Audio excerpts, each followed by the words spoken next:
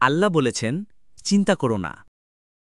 প্রত্যেকেই কোনো না কোনো সময়ে কঠিন পরীক্ষার মুখোমুখি হয়। চারপাশে বাতাস থাকলেও শ্বাস নিতে কষ্ট হয়। মানুষে ভরা রুমে থেকেও একা অনুভব হয়।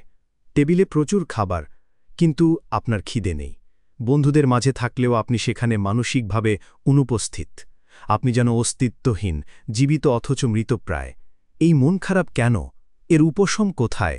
একবার যুদ্ধের সময় নেপোলিয়ন একটি মুদি দোকানে লুকিয়ে পড়েন। দোকানদার তাকে আশ্রয় দেন এবং শত্রুদের ভুল তথ্য দেন।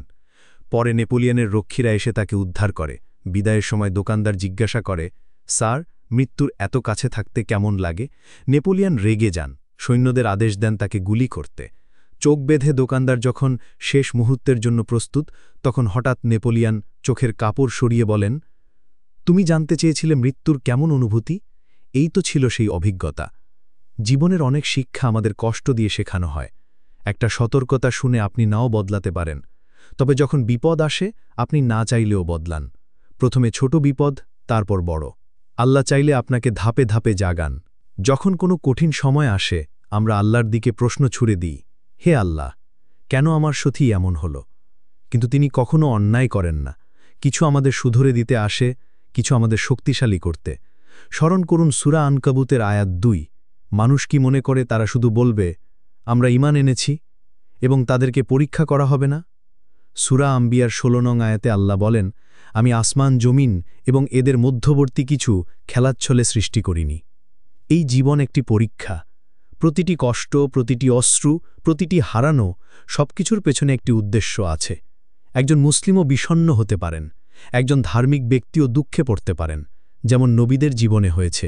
নবী সাল্লাল্লাহু আলাইহি ওয়াসাল্লাম বলেছেন, সবচেয়ে কঠিন পরীক্ষায় পড়েন নবীরা, তারপর তাদের পরে যারা বেশি তাকওয়াবান। ইবনু মাজা। তাহলে কষ্ট এলে আপনি একা নন, আল্লাহ আপনার সঙ্গে আছেন এবং তিনি কখনো আপনাকে ছেড়ে যাননি। তাহলে করণীয় কি? নিজেকে একটি প্রবাহমান নদীর মাঝখানে রাখুন।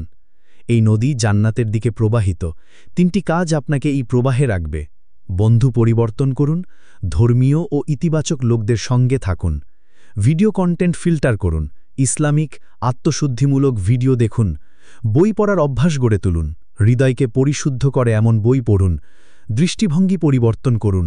কষ্টকে সেরেফ কষ্ট হিসেবে না দেখে এটিকে দেখুন শিক্ষা হিসেবে। বছর পর আপনি বুঝবেন এই কষ্টই আপনাকে বদলে দিয়েছে। সমর্পণ করুন, আমার জন্যে আল্লাহই যথেষ্ট, তিনিই উত্তম অভিভাবক। ইব্রাহিম। আল্লাহর ইচ্ছাকে মেনে নেওয়া মানে নিজেকে সবচেয়ে নিরাপদ স্থানে রেখে দেওয়া, কারণ আল্লাহ আপনার যত্ন নেন আপনার নিজের চেয়েও বেশি। শেষ কথাটি মনে রাখবেন, আপনি যাই করুন না কেন, আল্লাহ কখনো আপনাকে ত্যাগ করেননি। তিনি আপনাকে বারবার সুযোগ দিচ্ছেন ফিরে আসার জন্য। সেজদায় ফিরে আসুন, অন্তর দিয়ে ডাকুন, হে আমার প্রভু, আমি এসেছি।